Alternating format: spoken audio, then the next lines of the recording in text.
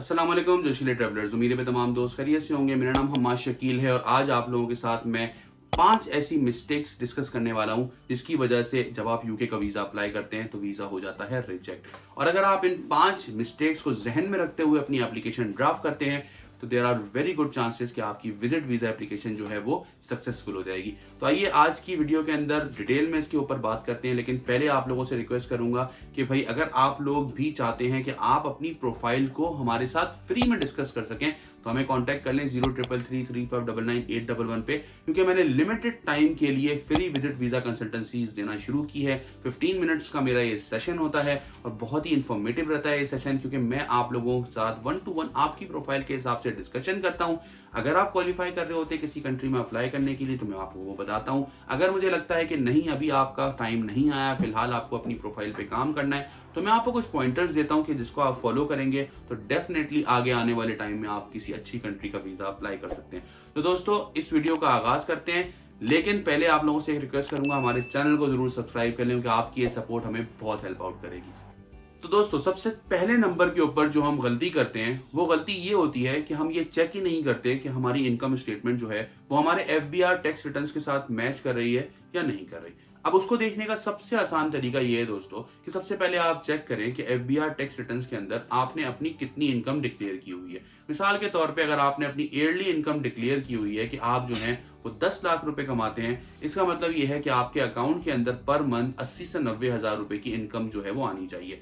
लेकिन अगर आपके अकाउंट के अंदर पर मंथ एवरेज के तौर पे 2 लाख 2.5 लाख की इनकम आ रही है, इसका मतलब है कि ये एक मिसमैच है। आपकी इनकम स्टेटमेंट आपके टैक्स रिटर्न्स के साथ मैच नहीं कर रही, जो आपको एप्लीकेशन के अंदर जस्टिफाई करना होगा, अदरवाइज आपका वीजा जो है वो रिजेक्ट हो जाएगा। दूसरे नंबर पे जो चीज इंपॉर्टेंट आती है दोस्तों वो ये है कि लोग ये चेक नहीं करते कि उनके इनकम स्टेटमेंट के अंदर कहीं बहुत ज्यादा कैश की ट्रांजैक्शंस तो नहीं है। उसका रीजन ये है कि कैश की ट्रांजैक्शंस जो है वो कोई मनी ट्रेल नहीं बनाती और जस्टिफाई नहीं करती कि आपने ये पैसा कहां पे खर्च किया है। तो जब आप कैश की ट्रांजैक्शंस कर रहे हो तो इस बात का जरूर ख्याल रखें कि आप उसके अगेंस्ट जो है वो प्रॉपर रिसिप्ट्स अपने पास रखें। जब आपकी वीजा एप्लीकेशन का टाइम आए तो आप वो रिसिप्ट साथ अटैच करें कि अगर 1 लाख 2 लाख 3 लाख जो भी कैश ट्रांजैक्शन आपने दिखाई है उसका आपके पास प्रूफ है कि कहां पर आपने वो पैसा खर्च किया है। तीसरे नंबर पे दोस्तों जो सबसे इंपॉर्टेंट चीज आती है और वो आती है कि आप जो है वो अपनी इंफॉर्मेशन हाइड करते हैं। बहुत सारे लोग जिनकी वीजा एप्लीकेशन पहले रिजेक्ट हुई होती है, चाहे वो कनाडा की हो, चाहे वो यूएसए की हो, चाहे वो शेंजन कंट्री की हो, वो डिक्लेयर नहीं करते बल्कि उसको वो हाइड कर लेते हैं।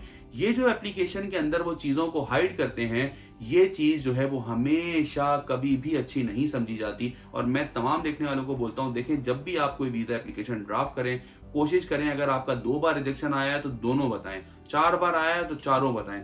छुपाने का कोई फायदा नहीं है, क्योंकि चीजें जब आप छुपाते हैं तो उनके ऊपर एक क्वेश्चन मार्क आया था कि आखिर ये बात क्यों नहीं बताई। हमारे यहाँ लोग ये समझते हैं कि वीजा एप्लीकेशन के अंदर अगर ज्यादा रिजेक्शन शो कर रहे होंगे तो वो बहुत ही वर्स्ट इंपैक्ट क्रिएट करेगा। उससे भी ज्यादा वर्स्ट इंपैक्ट वो चीज क्रिएट करेगी जब आप चीज को छुपाएंगे। फोर्थ और इंपॉर्टेंट पॉइंट ये है दोस्तों आपका कवर लेटर। बहुत सारे लोगों को लगता है कि भाई कवर लेटर किसी का भी हम लेंगे जिसने अच्छा बनाया हुआ होगा और उस कवर लेटर के अंदर हम सिर्फ नाम, पासपोर्ट नंबर, छोटी छोटी डिटेल्स को चेंज कर लेंगे और हमारा कवर लेटर जो है वो बहुत अच्छा बन जाएगा। ऐसा हरगिज नहीं है। यूके के अंदर हर एप्लीकेशन के अंदर जो है वो कवर लेटर चेंज होता है।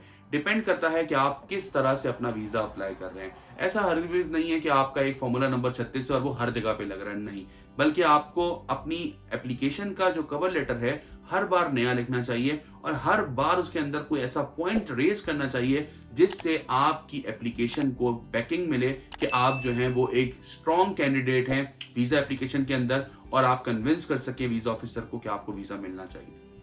फिफ्थ और सबसे इंपॉर्टेंट पॉइंट, और वो ये पॉइंट है दोस्तों कि लोग जो है वो अपनी आइटनरी सही क्रिएट नहीं करते और उस आइटनरी के अंदर जो है वो बोगस चीजें रख देते हैं। मिसाल के तौर पे बहुत सारे लोग अपनी वीजा एप्लीकेशन के अंदर एक ही होटल सेलेक्ट करते हैं, उस एक ही होटल के अंदर अपनी सारी नाइट्स मेंशन कर देते हैं कि अगर 10 रात का वो 10 नाइट्स का या 11 नाइट्स का वो अपना टूर बना रहे हैं तो एक ही उस होटल के अंदर सारी नाइट रख देंगे। अब टेक्निकली ऐसा कैसे पॉसिबल हो सकता है कि आप लंदन के अंदर एक ही होटल के अंदर सारी नाइट रख दें और आप लंदन से निकल के मैनचेस्टर आए, मैनचेस्टर घूमें और मैनचेस्टर से वापस जाके लंदन में फिर रुक जाएं?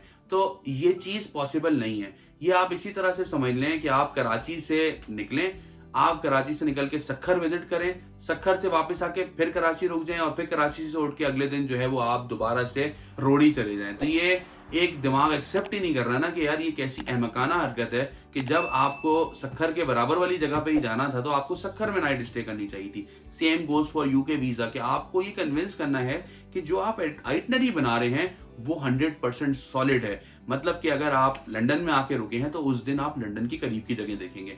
लंदन से निकल के अगर आप आगे की तरफ अपना सफर शुरू कर चुके हैं, जैसे आप बर्मिंघम जा रहे हैं, तो अब आपको बर्मिंघम के करीब ही कहीं पे रुकना है। बर्मिंघम से आगे अगर आपने मैनचेस्टर शो कर दिया है कि मुझे मैनचेस्टर देखना है, तो आपने मैनचेस्टर में ही अपनी जो है वो नाइट स्टे के लिए कोई होटल सेलेक्ट करना है। तो दोस्तों ये कुछ इंपॉर्टेंट ऐसी मिस्टेक्स थी जो मैंने सोचा आप लोगों के साथ जरूर डिस्कस करूं, क्योंकि आप लोग अगर वीजा एप्लीकेशन ड्राफ्ट कर रहे हो तो आप लोगों को किसी प्रॉब्लम का सामना ना करना पड़े। अगर आप भी चाहते हैं कि इसी तरह की वीडियोस इन्फॉर्मेटिव आप लोगों को बार बार देखने को मिले तो हमारे चैनल को सब्सक्राइब कर लें। अपना बहुत ख्याल रखिएगा। अस्सलाम वालेकुम।